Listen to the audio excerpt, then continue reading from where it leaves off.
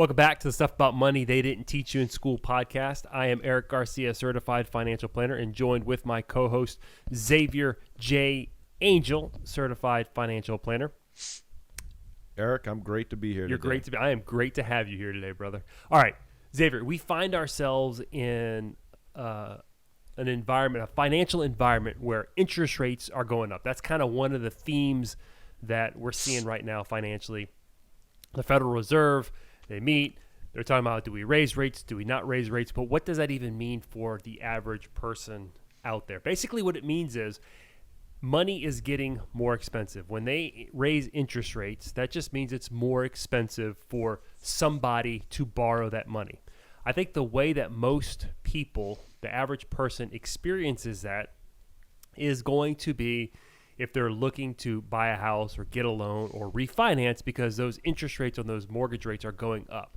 And I think that's probably the most clear way that the average person sees that. So today, why don't you go ahead and introduce us to our guest, because that's what we're talking about today. So our guest today is Jason Gauthier. I've known Jason for about 2 years. Jason comes from 13 years in the banking industry. He's also spent the last 2 years with NOLA Lending. So it's been a great time to have Jason to come on, because we're getting questions about interest rates and mortgages and loans and what have you. One of the other things, Jason is a graduate of Brother Martin. So welcome on the show, Jason. How you doing today? Why don't you give us a little bit about yourself that I didn't already mention? Sure. So went to Brother Martin, graduated 2005. I went to the University of Alabama and got my degree in unrelated to finance completely, healthcare management.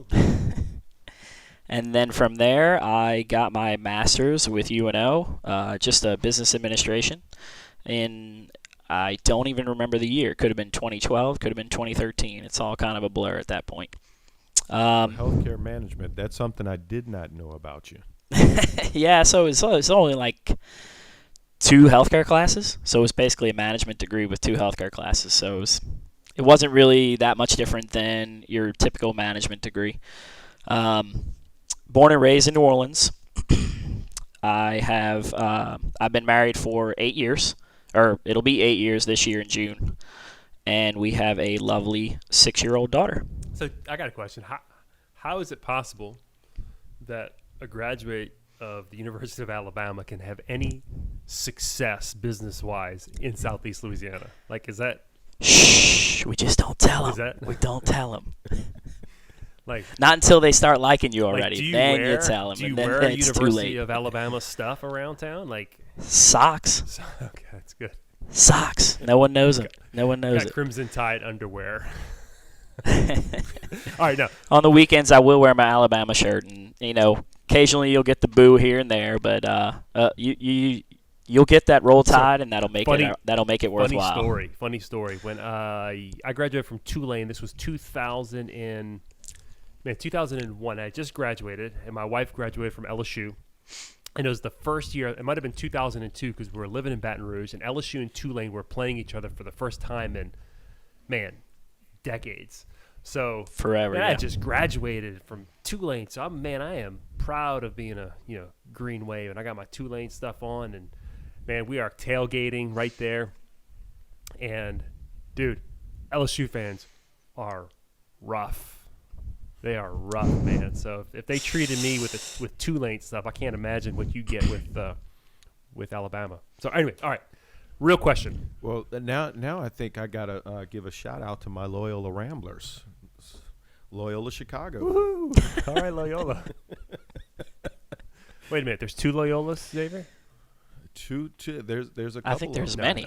There's a couple. Giving them a hard time. Oh yeah. All right. Well, look, the Ramblers, Loyola Chicago. We've been in the Sweet 16 the past couple of years. Not the tournament the last couple of years. All right. For the real question, Jason, that we ask all of our guests, right? This is the Stuff About Money podcast that you didn't learn in school. So you're here, you've been in banking for 12 years, so presumably you've been exposed to all these fantastic, really good lessons about money. What's something that you wish you would have known at the beginning of your career about money that you know today?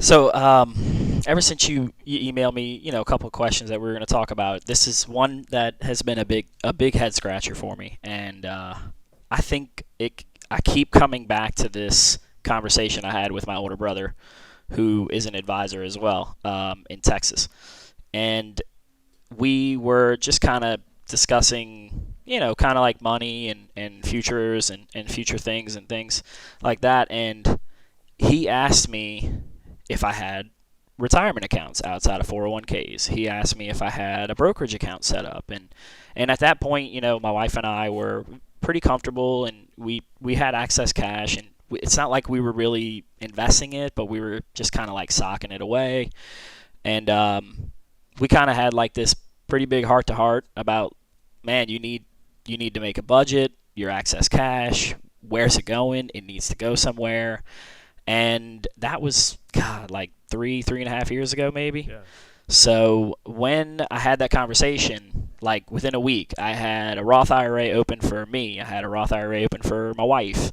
I had a brokerage account open with Vanguard. And ever since then, I've been socking every extra dollar away every single time I can get access to cash. So that was, like I said, 3.5 years ago. If I would have been a bit smarter, maybe if I would have started that when I first started working, I would be probably 4, 5, 6 times as much cash as I have now. Wow. Even making less money. Wow. With the market gains and things like that, I would be pretty confident in saying that I'd be at least 4 times as much in cash that I have now. It's interesting to me. That's a pretty consistent response that we get to that question.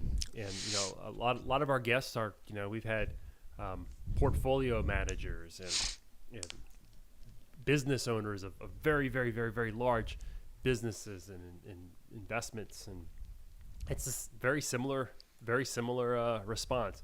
I wish I would have taken advantage of compound interest. That's what one of our CPA guests said. Another guest, big time business owner, same thing, compound interest. People, we had a portfolio manager. I wish I would have saved more. It's a very common theme. What's really interesting about what you said, though, was there was an intentionality about where you should be putting your money. So it's not just wish I would have saved more. It's an intentionality of where you should have saved. Yeah, because I had savings accounts. We had a good, healthy emergency fund, and we didn't really seem to be growing that like as fast as we really should have been. So when I do all the finances for the home, so when I had that conversation, I really made it a point, and the only way I'm going to really earn enough interest or enough gains is by going mutual funds and in the market, because we have 20, 25 years or so until we don't really have to worry about that. Yeah. We have enough monthly cash and enough emergency funds to be able to say we don't really ever have to touch this. Erik, this conversation is starting off similar to one of our previous podcasts that we did, and we talked about, our guest was just putting money away into his savings account, keeping it into his checking account until he learned about compound interest and the benefit of putting it into those other vehicles where, he was accumulating cash in there. So, Jason, so as I mentioned earlier, this is a great time to come in and start talking about interest and loans and mortgages and so forth. One of the big questions that I've been getting is, what determines the interest rates that you qualify for when looking at loans and mortgages? Yeah, that's a great one, and it seems like a simple question, but it is loaded with all types of like multiple questions that are factored into that interest rate. So and I get a client that calls up and they say, hey, what are rates today? That's like saying, is the sky blue? Because it's so generic of a question because of how many different types of factors that go into it. So, I'll start asking them, hey, are you looking to buy? Are you looking to refi? Are you looking to get cash out of a refi? So those 3 questions right there lead to 3 different adjustments on an interest rate. And that's just one part of the interest rate. Break that down for us. You said 3 factors. Are you looking to refi? Are you looking to buy? Or are you looking to refi, take cash out? Is that what the 3? Correct. Okay. All 3 of those questions have different adjustments to your interest rate. Walk our listeners through that through kind of like rank them. Like this is going to be the lowest, the next lowest, and then and so on and so forth. That was my exact thought. If the best adjustment for those 3 questions is number 1, purchase. That has the best of those 3 rates. Then refinance with no cash out is the second, and then after that it's the refi with cash out is the third. So that's how you would rank those 3 in terms of adjustments to a rate. And when I call them adjustments, it's like the cost of that rate. So like if you ever chose to buy down a rate, that's the cost of that rate. We have what's called a par rate where you don't have any cost to the rate, or you can choose to buy that down. When you say buy down, you're talking about on the front end, I'm going to put more cash down to buy my rate down a little bit. That's correct. So we would essentially give that client the options of, how much you're going to save if you bought down, how much that's going to cost, and what's your typical return. Like how long is that going to take you to make your money back on your initial investment at the front end. Now, don't get me wrong, it is just a single cost. It's not a monthly fee or an annual cost or anything like that. But there's kind of a bell curve to it. There's a bit of a sweet spot when you're buying down, and I typically would tell a client, if you bought down to here, it's probably worth it. If you bought down to here, it's not worth it. Is that the same thing that we hear points when people talk about like points in their mortgage? Correct. That's what we call that. Yes, that's what we would call that. They're called the exact term is called discount points. But yes. Mm-hmm. Yep. So, what exactly is a point? Because you're going to get people that are going to ask, okay, well, what's a point? For sure. So, to break that down, and when we say points, and look, we're in the mortgage industry, so we know our language, but our clients don't. So we're here to simplify that language as easy as possible. Break it down for us, man. This is school, man. Break it down. You're taking us to school. Yeah, okay. So let's say, I quote a client at 5%. And this is just, I'm not even putting a scenario on it. It's just, here's your rate. It's 5%. If you wish to buy down that rate to 4.75%, it would cost you 1 point. 1 point is 1 percentage point of the loan amount. So if that loan was $3,000, to buy that rate, it would cost you $3,000. Did I say that right? Or did I say $300,000? I did say $300,000. Yeah, $300,000 loan, 1%, $3,000. So if you chose to buy that down, it may save you on a $300,000 loan, I would probably say between $60 and $75, just brain. A month. I'm not even calculating. Yeah, about a month.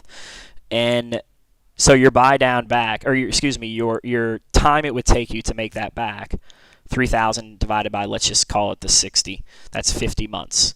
So you're breaking even at 4 years, 2 months. I would tell a client that's probably right on that cusp. If you feel like you're going to stay in the house longer than that and you're not going to refinance that loan, then it's probably worth it. But if you are intending on moving before that, or you're just not sure how long you're going to be in there, then maybe keep that $3,000 in your pocket, invest it, keep it as emergency funds. And it's only, like I said, $60 extra a month in that scenario. I mean, it's not really a scenario, but that imaginative scenario. Yeah, so right, and all the scenarios are going to be different based off of the individual. Absolutely, everything is going to be completely different based on every individual. Yeah, that's the thing. I think it's not like, hey man, just give me a mortgage, right? There's factors like what's your credit rate? How long are you going to stay in the house? Why are you looking to get a mortgage? All those variables play into kind of building this profile of what a good recommendation may be. I always like to say personal finance is personal, and getting a loan is personal. So to circle back to that question, there's the other adjustments to the rate are, and you just mentioned a good chunk of them: credit score, loan amount, because the larger the loan, typically the better the rate. If it's primary residence, if it's second home, if it's investment, if you have, if it's a single family home, if it's a condo, a townhome, a double, 3 to 4 units, all of these things can come into play on. I forgot one too. Down payment, which is your loan to value. That can also come into a big factor as well on what that ideal rate is going to be for you. So when a customer calls and like, what's my rate? I'm like, well, man, I don't even know your first name, because you didn't tell me when I answered the phone. So it's very difficult for me to kind of just blanket that answer with a generic rate, because there's so many different factors that are involved in it to give them a real rate, something that's really concrete for that particular situation. So, Jason, both you and Erik mentioned credit score. And you and I have had a conversation regarding credit score and how it affects loans in the past. Talk to me a little bit about credit scores. How can it affect it, not affect it? Is there a way to, briefly, is there a way that a client can manage that or monitor that to make sure that they have a proper credit score to be able to come in? Absolutely. So typically, if you are doing, let's just say a regular conventional loan, standard 20% down, anything over about 740 credit score gives you about the same interest rates, depending on, if any other part of that scenario changes. The interest rate is typically the same. Then you start going into like these pockets of like 20 points, and it's going to be different for every institution slightly. But typically, if you have a 700 credit score, you're going to be very close to those ideal rates. If you have a 680 and you're doing a low down payment, you're going to start creeping up on those interest rates that are a little bit higher. So in order to try to boost your score, there are ways that you can boost scores. And typically, credit scores fluctuate significantly when it comes to like utilization ratios on credit cards. If you have a low utilization ratio, define gives you utilization for our listeners. Sure. So if you have 2 credit cards, $5,000 limits on each. Each one has a $1,000 balance. So you have a total of $10,000 in credit limits and $2,000 in balances. So we take the 2,000 into the 10,000 and it's 20%, so that's your utilization ratio. So ideally, you want to be under 30, but to be excellent, you want to be under 10. And really you want to be 1 or 2%. It's okay to pay your cards off. What if in your scenario we have one credit card that's more than a 30% utilization, but one that's very low, so you still average below 30? Is that the same? Will they look at No. Okay. They look at individual and compound together. Okay. That's their algorithms at Experian, Equifax, and TransUnion, the three major credit bureaus. That's the factors that they take into account. So if you have, say, $5,000 on one card, a credit limit of $5,000, and you have that one maxed, but you have a $100,000 credit line on another card, you got $105 and only $5,000 in limits, or $5,000 in balance, excuse me. Then it's still going to have a factor on that one. If you flip that balance over to the other one, then you're going to see a score increase within 30 days. That's a really good example of someone who's thinking that they're cleaning up their credit score on their own, that they're not. That one little small technique that they can do to boost their score that could save them thousands and thousands and thousands of dollars over the life of their mortgage. Over the life of the mortgage, yep. Man. And there's a lot of like stigma about going out there and getting a credit card because, oh my God, my credit is sacred. And when that happens, you kind of it's almost like the opposite. If you've got, say $3,000 and you on a credit card, and you only have one card and it's a $6,000 limit, your best bet is to go out there and get another card and don't use it. And you have a $3,000 or $4,000 credit limit, then at that point you got a little bit more utilization ratio that can positively impact you. Unless you have a terrible spending habit, don't get another credit card. Unless you have a terrible spending habit card, or you please, cannot people. manage. Yeah. If you cannot manage, it's all about managing what you have in your wallet. If you don't have that discipline, then clearly don't go out there and get another credit card. Concentrate on paying down that debt. And that's the other way that you can lower that utilization ratio. So we're talking about utilization ratio. I know that's a pretty big one in terms of the factoring your credit score. My understanding is the biggest one is your payment history. Is that? Ideally, your payment history is the number one factor in credit. Meaning you haven't paid late. You're on time. Yes. Hopefully. Absolutely. So another big factor, and this happens a lot, and customers don't even know it's happening to them. They have a medical charge-off of $50. Oh, gosh. And their score drops 80 points. Oh, no. Because they don't even realize that they went into an urgent care, and they told the guys to bill them, and they had old data. They sent the bill to an old house, or they moved, or got lost in the mail. And those urgent cares, they don't have enough time to chase after $50 bills. They just turn it over to collection agency slaps it on their bureau. And now and it might not report to all. I've seen this actually this past week. A credit bureau had a medical charge-off on 2 of the bureaus, but not on the third. So that agency was only reporting to 2 of the bureaus. His third bureau had a 793 credit score. The other 2 had a 690. Wow. What a gut! And there was no other difference in the bureau. But that one thing. So a little bit off topic here. I'm just curious, and I know Xavier's got a question. But so would you recommend, whether you're looking to get a loan or not, just to go one of those free credit reports and run it just to see what's on there? Yeah, and that was the second part of that question. And it's like you can go to Credit Karma. Credit Karma is going to give you a great background or great information about it. I wouldn't really go off their scores because their algorithm is different than the bureaus, but it gives you all accurate information.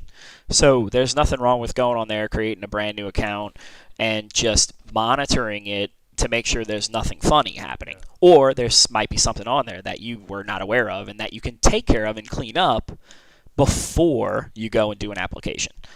The other option is to go create a free account with Experian, Equifax, and TransUnion, and they do have enhanced accounts where it might be like $10 or $15 a month to do that if you wish to, but they do have free accounts where they can monitor all your credit as well. Typically, they're not giving you a traditional score that you would give me as a mortgage broker. They're just basically showing you history and what's outstanding, and if there's any thing hanging that I didn't know about.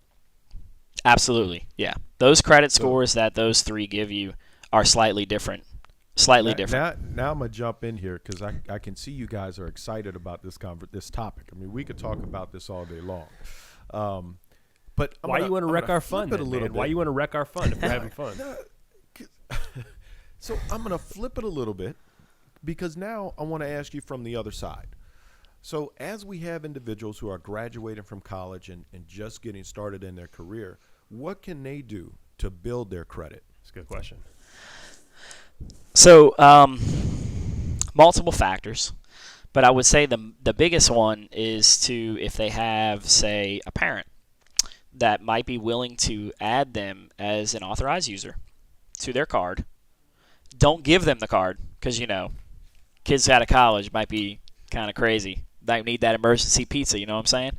So if you don't give them the card, pretty soon that card is going to start reporting to the bureau as long as that card is 100% payment history, low utilization ratio, and has a long history, say a 10-year-old card or something like that, So if you have a card, if one of your parents has a card like that, add a child to that card as an authorized user. have the parent keep that card, and then that child will start receiving mailers for credit cards for themselves, and they could possibly use one of those to help build their credit for themselves. So hold on, let me ask some clarification. So if I got a son who's about to turn 18. If I add him on my credit card, he doesn't get the benefit of my credit card history in terms of the data that he's starting fresh from the day I add him, or he gets all of the data. So he gets the benefit of me paying on time, all that kind of Absolutely. Absolutely. So my wife is on my mother-in-law's, like, I think Discover or something like that, and it's like older than her. I'm like, this isn't possible. But yes, it's her oldest. Your wife has a 50-year credit history. Her oldest account is older than her, and it's clear because my mother-in-law put her on that card. So, but now we'll say this on the flip side of that: if that father or mother or aunt or uncle, or whoever winds up being a relative, a close family friend, if that person then removes that authorized user off the card, it goes away completely. Wow. Okay. So we call that, and there's an actual term for it. It's called credit piggybacking. So Jason, let me quick question for you. So I add my oldest daughter to my card. Yes. And she remains on there while she's in or while she's in undergrad, first year of graduate school. She comes off and goes to apply for, her own credit card or do something that they're going to run a credit report. That credit score that she tallied, I guess you could say, while she was in college, it no longer follows her? Is that accurate, or does it follow her when she goes out to apply for another card or purchase a home or whatever it may be?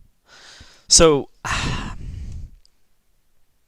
trying to wrap my head around your question, but I think I know what it is. So right. So let's say she has a credit score 740, right? Okay. Because she's been on my card for the last 6 years. Yes. So she goes out to apply for her own credit card now that she started her first job, and she's looking for her first house and applies for a mortgage. Mm-hmm. When you run that credit for that mortgage or that new credit card, is that score coming off at a 740? What Correct. It was when she was on my card? It's going to now let's just say it's 740 credit score before you add her. Mm-hmm. And then you add her, and then it shows the history, and let's just say that number goes to 760.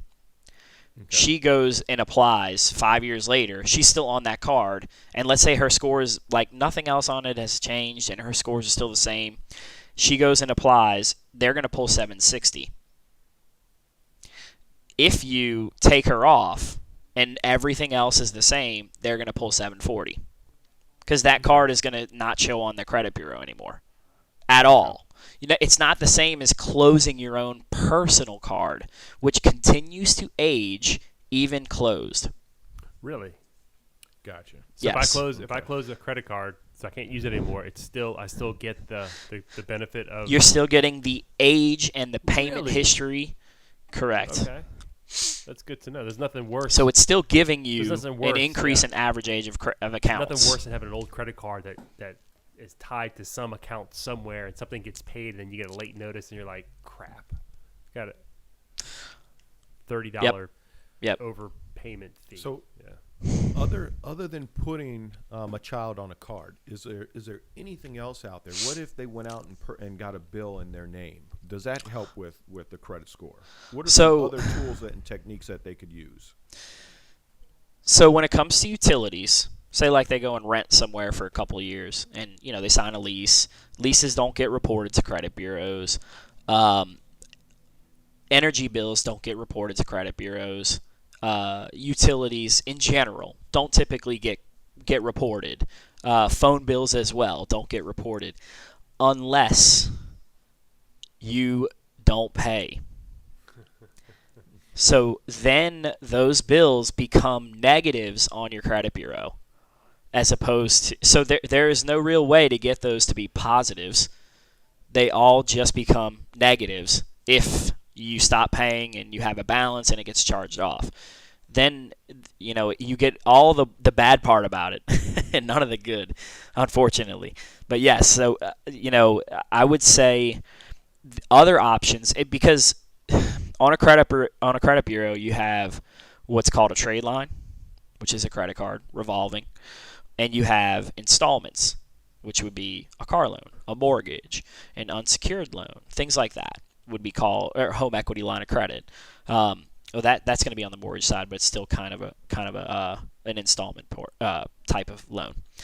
But if you go and get, say, a CD secured loan or a savings secured loan to help boost your score or help with your credit, I used to do this when I was at my previous company, where I'd have a client that didn't have great credit. She was trying to build it. She didn't really have any positives going on, but she couldn't get approved for anything because the score was so low. But she had some cash in the bank. So what we would do is we would say, okay, let's do a $2,500 CD secured loan. We would take money from her savings, put it in a CD for 24 months. Then we would lend against it at a small interest rate, and we would give that money to the borrower, but instead of actually giving it to the borrower, we would put it in a savings account and then auto pay out of that savings account to the loan. And it would just pay itself, and she wouldn't have to think about it. Or he wouldn't have to think about it. Sounds to me when someone sat down to write the formula for determining your credit, it sounds like at the table were some credit card companies and some lending companies that helped write that formula there, huh? I wouldn't doubt it. Yeah, I mean, it's like. I mean, we have but a debt. See, that's the thing. I mean, you see it. You see people's credit. Yeah, You see people's. We see people's stuff, and people are they're maxed out. They're living above their means. They're not saving, and the only way to build credit is to go get access to more debt. More credit. Yep. And the cost of that let's say low credit score is your interest rate. That's the cost of borrowing and the cost of what your credit score is. So, if you can boost that score, even momentarily, because, as a mortgage company, we take a snapshot in time, and that's it. Yeah, we can do what's called a rapid rescore. If you hurry up and pay a bill off, we can do rescores and things like that. But it's uncommon for us to do those types of things, unless there's something crazy on your bureau and you go and get it fixed, and then we do a rescore and the score's up 50 points. It's uncommon for that to happen. I want to say one more thing about credit scores, and Xavier, I think we wanted to chat about refinancing and ask some questions about that. So, all right, listeners, check this out. Your credit, this is what my dad would tell me growing up. Your credit score, you should treat that thing like it is like the most valuable thing that you have. You never know when you're going to need to borrow money, and when you need to borrow it, you want to make sure you have a good credit score. If you do not have a good credit score, even if you're not looking to borrow money right now, start to build your credit score up. Here's why. A bad credit is expensive. Bad credit's going to make your insurance go up, depending on what state you live in. I know in Louisiana, a lot of insurance, particularly homeowners carriers, your insurance rate is going to be driven by your credit score. Like it or not, it's a reality. The credit cards that you apply for, there's some credit cards that if you have good credit, you have better terms in your interest. Getting a loan, whether it's a mortgage, a car loan, a business loan, if you've got bad credit, it is expensive. So start cleaning it up now. All right, I'm off my soapbox. Xavier, refinancing, go ahead. Before we get to refinancing, I do have a question for you. So one that comes up often to me is, what's the difference between a fixed, a variable, and adjustable rates? So give us a high level value, because I know we could go on for days with this. Yeah, so we don't really, at least in this area, we don't really see very many adjustable rate mortgages. We call them ARMs, adjustable rate mortgage. We don't see very many of those. I think in the 2.5 years that I've been doing mortgage, I've done 2. And it was because they were such unique situations where that was the only thing available to them. We typically just do your typical conventional, your FHA, your rural development, and your veterans loans, your VA loans. So those are like your standard 4 that we typically go with, and they all have fixed rates, fixed terms, and principal and interest payments are never changing. The principal and interest part of the payment is never changed.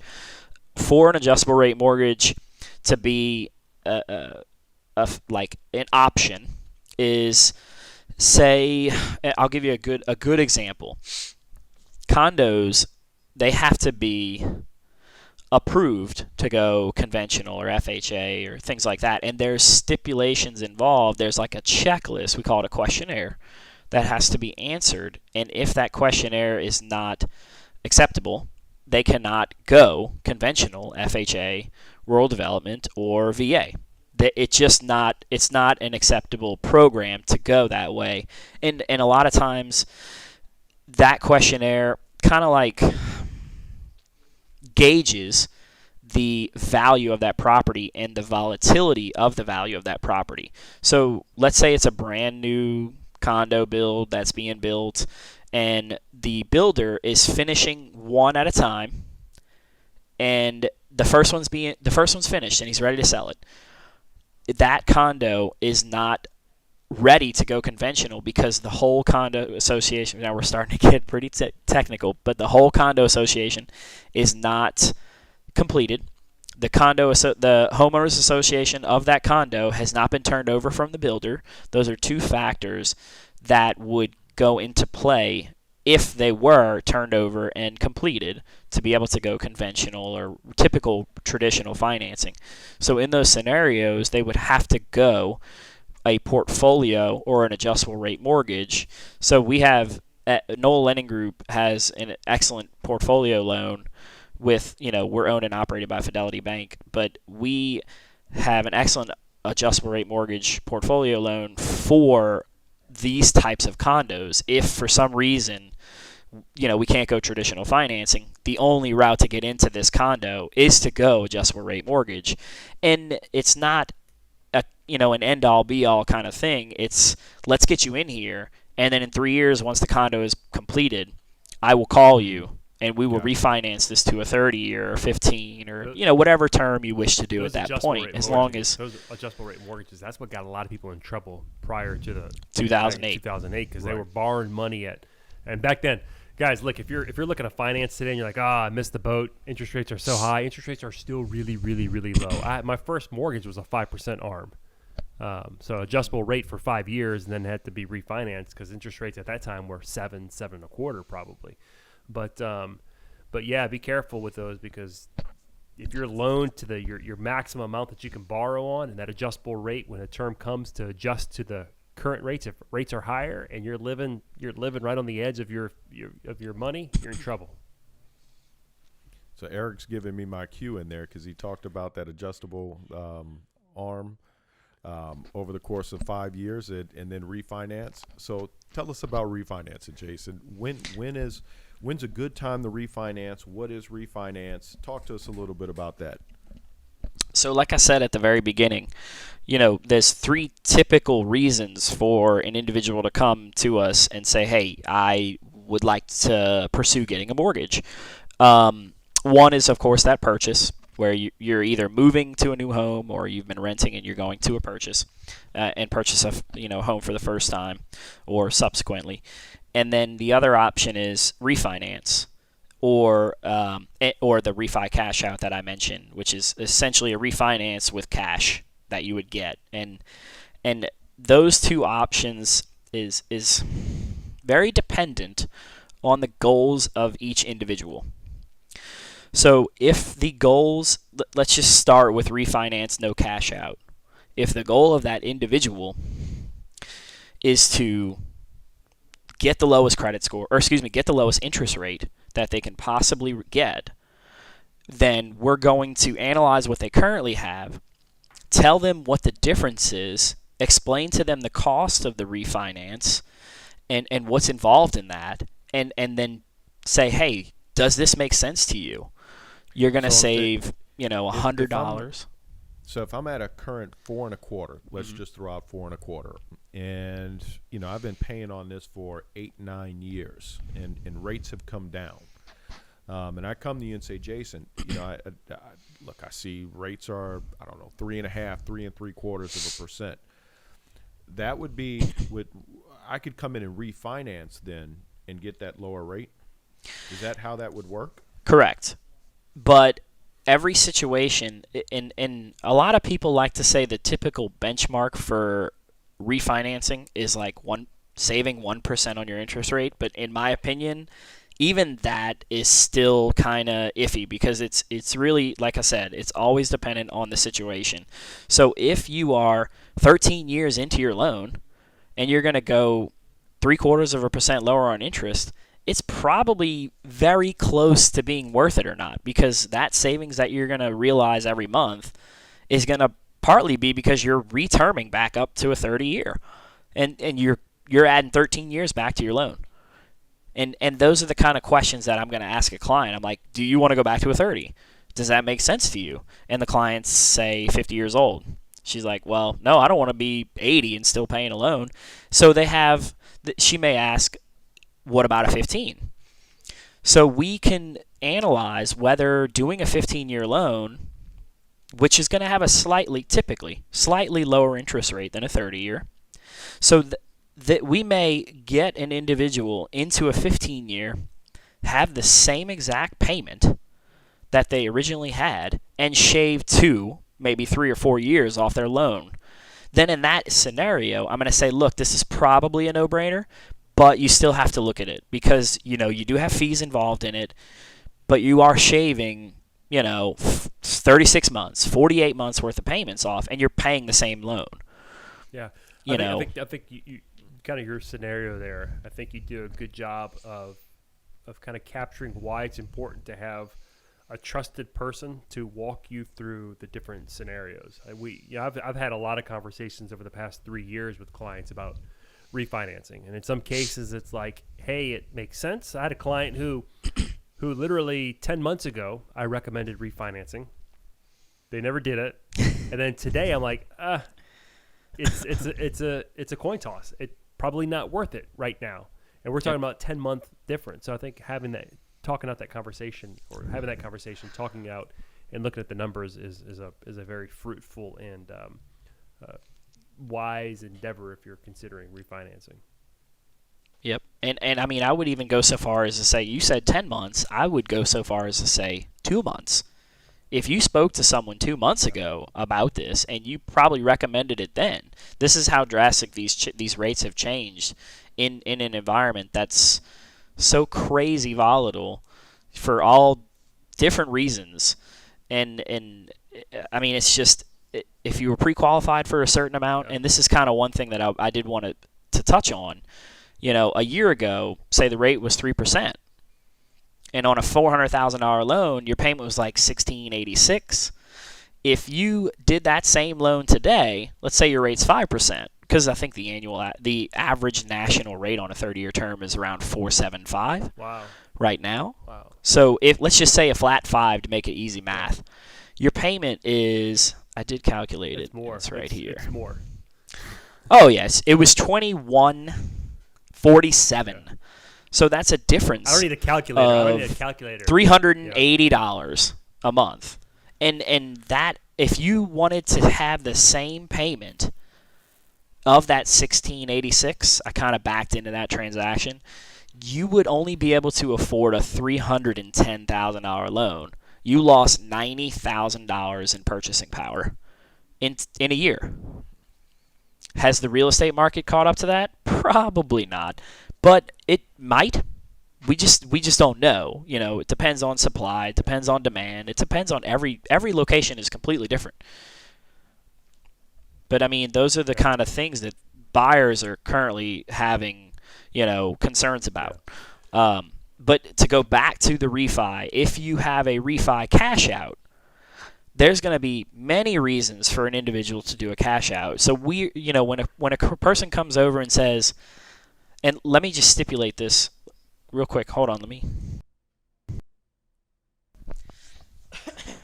Excuse me, sorry. So if an individual comes to me and says, I want to get cash out, it may not be literal cash. They may want to pay off debt. They may want to roll in a home equity line of credit or roll in a home equity loan into one single payment as a first mortgage and have one payment altogether and have a fixed rate, because typically home equity lines of credits and loans might be variable depending, and they usually follow prime. So, but if you, it might not be like, how much cash am I going to get? It's not really like that, because a lot of clients, they're like, well, I'm not getting cash, so it's not a cash out. And I'm like, but you are getting more than what your current balance is in your first mortgage, so it's considered cash out, even if you are paying other debts off. So I wanted to first explain that about cash out and refi cash out. So a number of individuals will come to us and say they're going to have any reason under the sun, and it might be, I want to buy a boat. It might be, I want to invest in a business, or I want to start a business. Or it might be, I have lots of credit card debt and I don't want to pay 20% anymore. Or I am in mountains of payments on a monthly basis, and instead of paying $5,000 a month in all these payments, they could pay one single payment and it might be half. Then they freed up $2,500 a month that can go towards that debt and fast track that payoff faster. I think if you're looking to refinance or doing a cash out refi, I think that's something. Anytime you take on debt, debt has a tendency to magnify problems, financial problems. If you have debt, so anytime you're taking on debt, that's something that I would counsel anyone. That is a decision that you don't want to make lightly. Talk it through, even if it makes sense. Talk to people with different perspectives to see if it's prudent choice. To a prudent decision, prudent move for you, and that is very, very good thing to say, because typically when you get an individual that is in that type of situation, it's not the debt, it's the habit. Mm-hmm. They are overspending, they are living above their means, and when you do that refi, and I've done this for clients because I used to do home equities like blindfolded, like they were going out of style when I worked for my other institution. And I would tell these guys, I would say, hey, look, yes, we're paying off debt, but I don't want you here in 2 years telling me we need to increase this because you didn't make a change to the way you were living. It's not what they want to hear, but I'm pretty honest and I'm pretty transparent about what I'm going to tell you. And maybe that's why I'm such a lovable guy. You're so lovable. Other than that Alabama thing. When it comes back to accountability, and I think when you're working with a professional, whether it's your CPA, your financial planners, your loan originators, your mortgage guys, it's that accountability piece that's going to hold people so that they're not incurring more debt. Accountability. That's a powerful theme. And on that note, I want to wrap it up on that note. Accountability. I like that, Xavier. I think that's a good note to wrap it up. It's kind of like I said, having people around you who can keep you accountable to make good financial decisions is important. And Jason is one of those guys. If you're looking to borrow, looking to talk through a situation, maybe thinking about to a year or two down the line, wanting to buy or refinance, this is the time to start thinking about it, to start repairing your credit now if you don't have good credit. So Jason, I know he's making himself available as a resource. Jason will have your information in the show notes. If anyone wants to reach out to you, they'll have it. But man, thanks for taking time to come join us in studio today. He is in studio with us. Yeah. So I do want to put it out there. I can lend in 46 of the 50 states. Maryland, Kansas, New Jersey, and New York are the only ones we cannannot. So if you have any questions, I can try to help you. But if you're in those areas, it'd be probably prudent for you to look for a local lender for you. Awesome. Hey, we do have a couple. Well, look, Jason, I've done loans out of the state for sure. Yeah. Well, it was great having you on. I thank you for coming up to the office and joining us today. Yeah, we do have a client. Thank you. I think we do have a client in Maryland. So it's Kansas. We've got. I just got that. A friend of mine. Yeah. He's a resident down here in New Orleans, and he just got accepted to Maryland School of Medicine for a 6-year residency up there. So he was messaging me. He was like, "Can you lend in Maryland?" I was like, "No, you know that. Cool, man. Thanks again. Take care. Thank you. Yeah, we appreciate you being here. Thank you.